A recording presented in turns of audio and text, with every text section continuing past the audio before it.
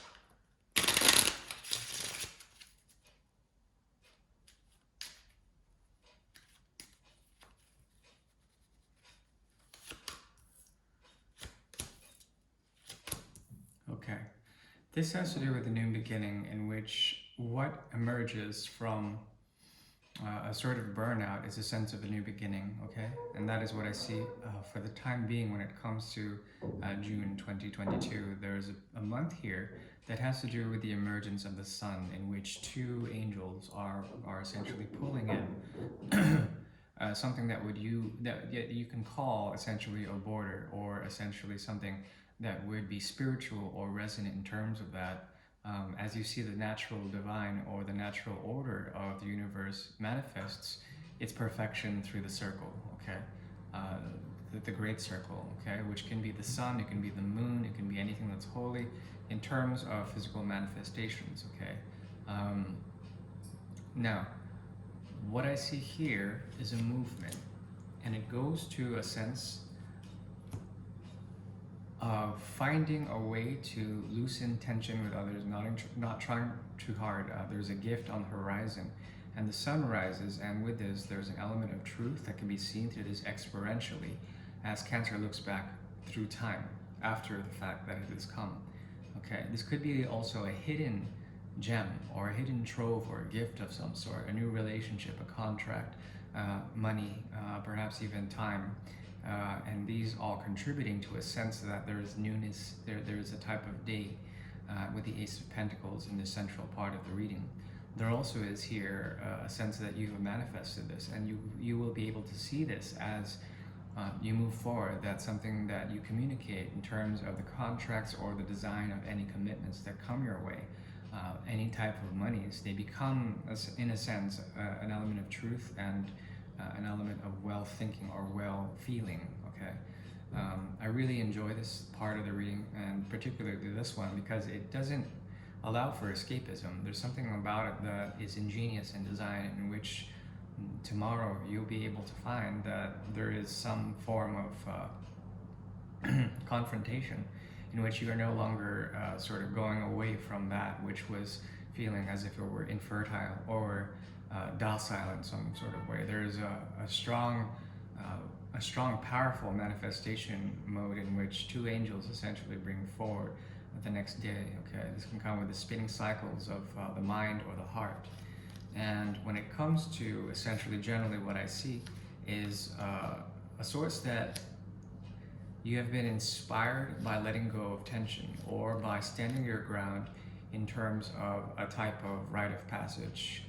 Essentially, what I see here is a king bringing forth the energy of that which required a lot of patience. Okay, it's like unearthing something after a great deal of an archaeological dig, or bringing forward a sense of the blueprint that you may have been searching for in terms of new beginnings. Okay, but you have to make sure that, and I think you will know this, that there is a type of new beginning that stands on the border between day and night. It's the sunset or the sunrise, and those are going to be very auspicious times for the energy of Cancer.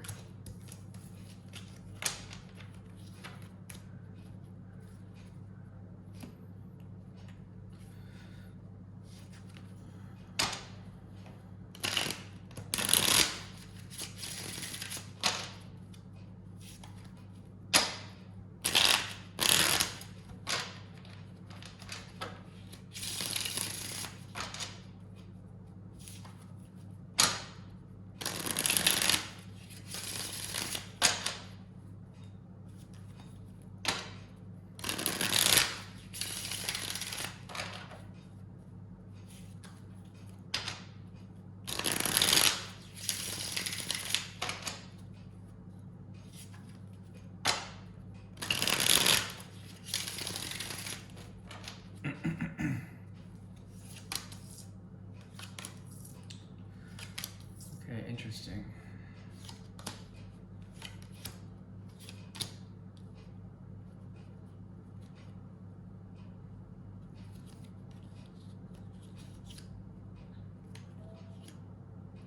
Okay.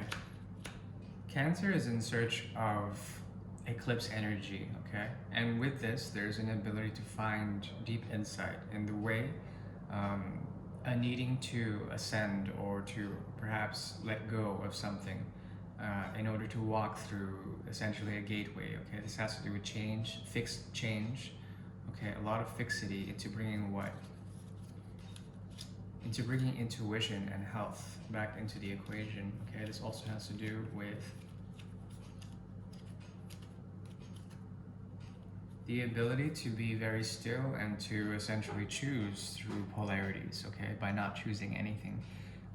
There's an awakening here that has to do with essentially not choosing one or the other, but essentially walking the line or walking between the veil and the material realm, okay, to find a sense of intuition. Okay, this intuition is being fostered and you can discern what really makes you happy, what really makes you sad. I think there is something about it that's very yin-yang or inverse in terms of its mirror polarity, okay? There's an ability to see and discern with the mind, with an elevation of intuition, something that has to do with discrimination between good or bad and noting that they are not either, okay? So there's a very middle point in which Cancer is sort of resonating with, okay? And it has to do with the formation of truth of the mind that comes by not identifying with either likes or dislikes, okay? With either left or right, okay?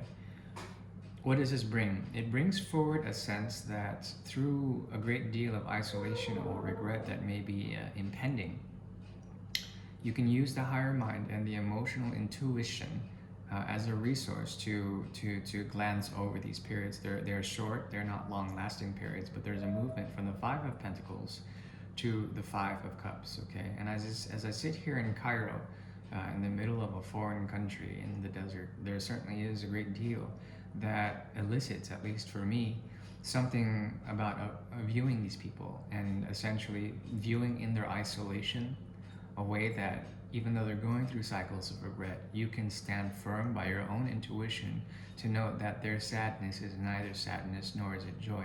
It's somewhere in between, in which a person that may be extremely depressed for some reason, they actually enjoy that. Or someone who's really, really happy about that, they don't enjoy being happy. Okay, so it's the irony of existence. And in this, you are equipped with the ability to cloak yourself within the veil and offer to these people a sense of what? A sense of essentially fertility in places of loneliness, okay?